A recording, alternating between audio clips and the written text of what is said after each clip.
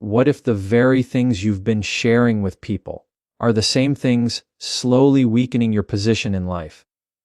Not your skills, not your opportunities, but your information, your emotions, your plans, your silence broken at the wrong time to the wrong person. Because here's the uncomfortable truth: most people never question, not everyone around you is qualified to understand you, and even fewer are capable of handling what you reveal about yourself with integrity. You've been taught to be open, to be expressive, to be transparent, but no one taught you the difference between being open and being exposed. No one explained that every piece of personal information you give away becomes something others can interpret, remember, and sometimes use, consciously or unconsciously. And without realizing it, people overshare their goals, their weaknesses, their good intentions, and even their emotional pain, thinking it builds connection, when in reality, it often removes control. Because once something is said out loud, it cannot be taken back.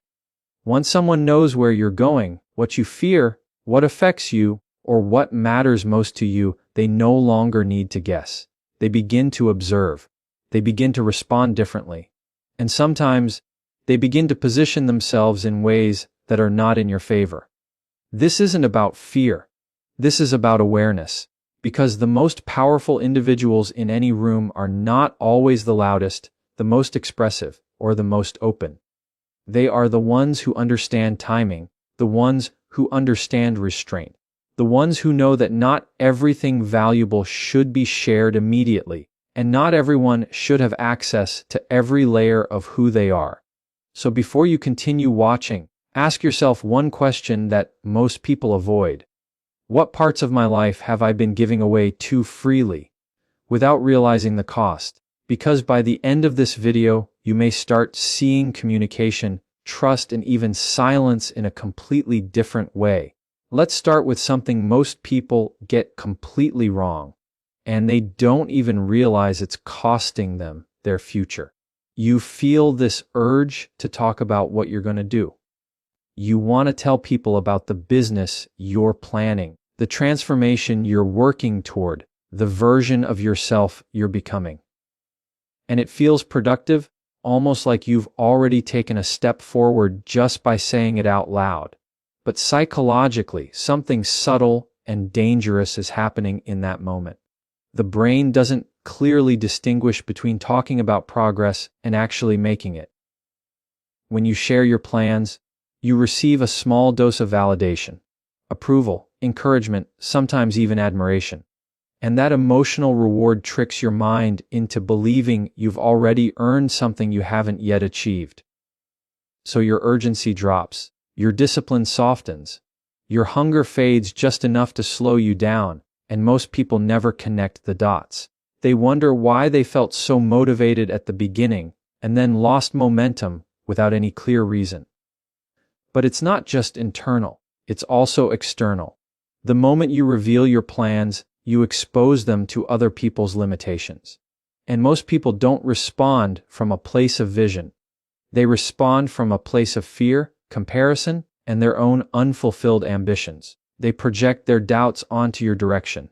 They question your timing, your ability, your strategy. Not always directly. Sometimes it's subtle. A raised eyebrow, a hesitant tone, a passive comment that lingers longer than it should.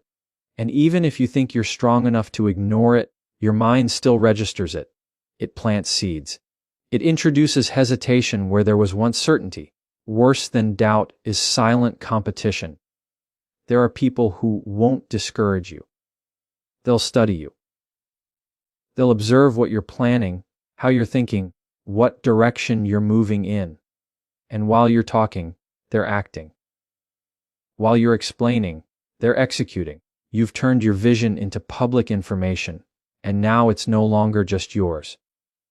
Powerful people understand something most overlook. Not everything needs to be shared in its early stages. Because early stages are fragile. Ideas are vulnerable before they're built. Plans are weak before they're tested. And when something is fragile, exposure doesn't strengthen it. It threatens it. There's a reason seeds grow underground first. There's a reason foundations are built before anything becomes visible.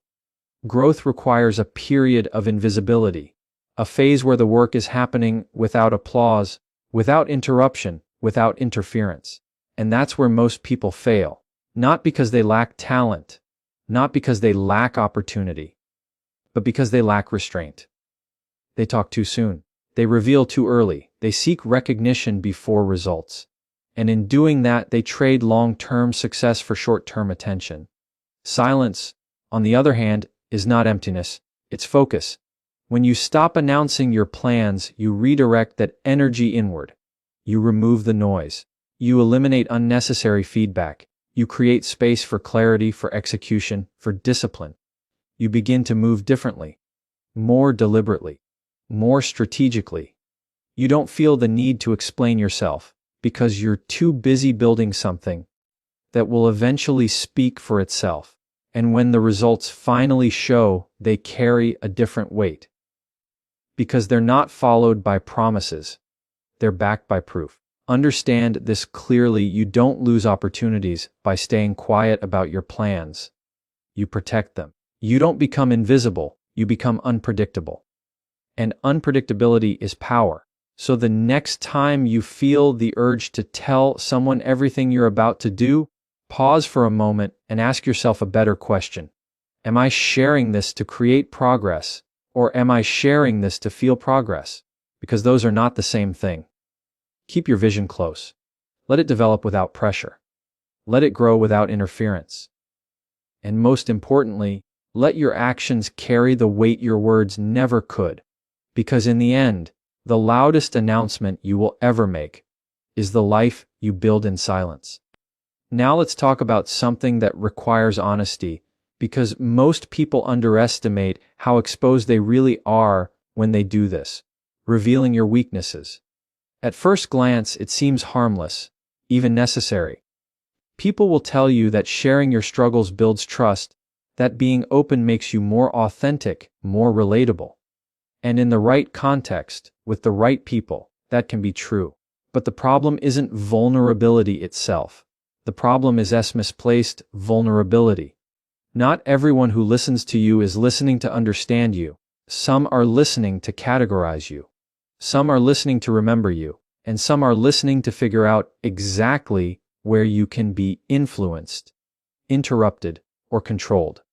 When you reveal your weaknesses too freely, you're not just sharing information. You're transferring leverage. Think about how human behavior works in conflict or competition. People don't always attack your strengths. They look for your pressure points. They observe where your confidence drops, where your certainty wavers, where your emotions become visible. Because that's where influence is easiest. And once someone understands your weak points, they don't need to overpower you. They just need to press the right area at the right time. This is why discretion is not secrecy out of fear, but awareness out of intelligence.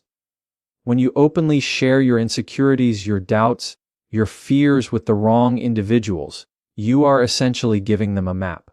Not everyone will misuse it, but you cannot control who will. And that uncertainty alone is enough reason to be selective. Because here's the reality: people remember what makes them feel powerful. If someone learns that a certain topic unsettles you, or a certain situation affects your confidence, they may not act on it immediately, but it stays in their mind. And in future interactions, whether intentional or subconscious, they may test it. They may bring it up casually. They may use it in a subtle remark, a comparison, or a moment of tension. Not always out of malice. Sometimes out of instinct. Sometimes out of curiosity. But the effect on you remains the same. Your emotional state becomes easier to predict. And predictability, when combined with access, creates vulnerability. This is why strong individuals don't broadcast their inner fractures to everyone. They understand that not every environment is safe for full transparency. They choose carefully where to open up and to whom.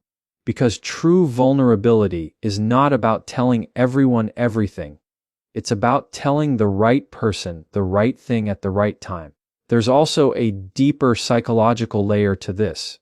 When you constantly express your weaknesses outwardly, you begin to reinforce them internally. Every time you verbalize doubt without resolution, you strengthen the identity attached to that doubt. Over time, what you repeatedly say about yourself can start to shape